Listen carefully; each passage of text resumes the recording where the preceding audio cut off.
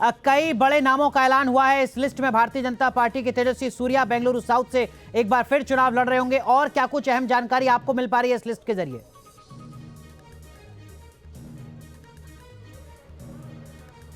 अनुराग, देखिए, एक बात इससे स्पष्ट हो गया, जो लगातार एक खबर आ रही थी कि करीब 100 से 125 लोगों के 125 लोगों का सांसदों का टिकट कट सकता है। ये साफ हो गया है कि इतना लंबा लिस्ट टिकट कटने वालों की नहीं होगी। दूसरा एक स्पष्ट ये भी हो गया है कि जितने भी बड़े चेहरे थे, कई राज्यसभा थे, जैसे पीयूष गोयल थे, राज्यसभा थे, सभी राज्यसभा के लगभग सांसदों को जो बड़े नेता कहे जा रहे थे, उन्हें इस बार मैदान में उतारा। दूसरा लिस्ट भी यही लगातार जता रहा है कि उन्हें इस बार मैदान में उतारा गया है कि आप लोकसभा चुनाव जीत कर आइए। अनुराग ठाकुर की सीट बदलने की बात कही जा रही थी, उनको भी रिपीट किया गया। देखिए, महाराष्ट्र से बड़े नाम सामने आए हैं। दुष्यंत चौटाला का सुबह से क्या खबर चल रहा था, उनको लोकसभा उम्मीदवार बनाया गया है। तो देखिए, कुछ चीजें दूसरी लिस्ट से स्पष्ट हो गई है कि जो कई सीटों पर प्रत्याशी बदलने की चर्चा थी, कई सांसदों को ब्रेक देने की चर्चा थी, ये बहुत हद तक कम दिख रहा है कि अब कम सांसदों का टिकट कटता हुआ नजर आ रहा है। और जो राज्यसभा यानी कि जो बड़े लीडर राज्यसभा में थे, उन्हें अब लोकसभा यानी कि लोकसभा चुनाव लड़ने के लिए भेजा गया है कि आप लोकसभा सीट से जीत के आइए। तो ये एक दूसरी लिस्ट जो है, ये एक बड़ी अपडेट दे रही है।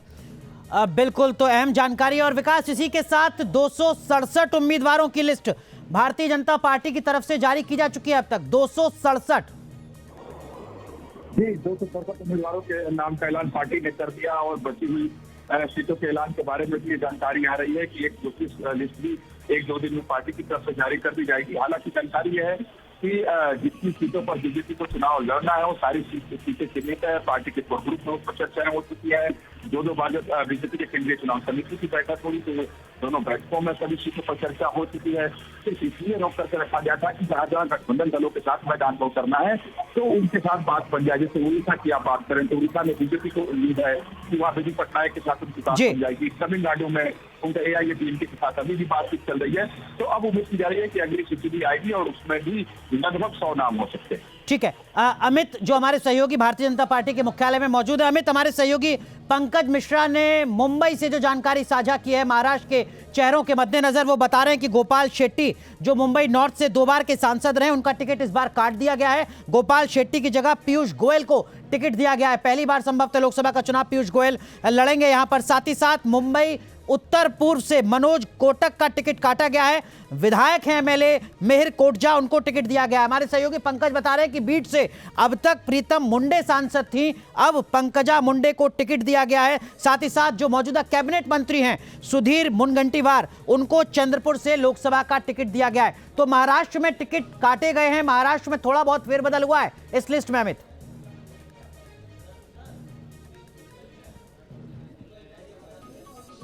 बिल्कुल, देखिए, थोड़ा बहुत फेरबदल जरूर हुआ है, लेकिन जो लंबा लिस्ट कहा जा रहा था टिकट कटने को लेकर, जो शुरुआत में एक एनडीए की बैठक में सीधे तौर पर कहा गया था, वो लिस्ट नहीं देखने को मिला है। दूसरा, मैंने शुरुआत में भी कहा था कि जो कई बड़े नाम राज्यसभा सांसद थे, उन्हें इस बार लोकसभा में अपनी किस्मत आजमाने के लिए भेजा गया है कि आप लोकसभा चुनाव लड़िए। देखिए, बीजेपी की तरफ से जो इंटरनल सर्वे कराया गया था, देखिए बीजेपी पूरी तरीके से, अगर बीजेपी ने 400 का नारा दिया है तो बीजेपी हर सीट पर फूक फूक कर कदम रख रही है। उन्हें किसी भी तरीके से, चाहे वो जातिगत समीकरण की बात करें या फिर लोकल बॉडी की एंटी इंकम्बेंसी की बात करें या किसी भी तरीके का, उन्हें 1% की पार्टी या प्रत्याशियों को लेकर अगर नेगेटिविटी कहीं से अगर मिलती है तो फिर प्रत्याशियों पर विचार होता है। जैसा कि लगातार बिहार में भी इसी तरीके की पॉलिटिक्स देखने को मिला है, कई दिनों से देखने को मिल रहा है।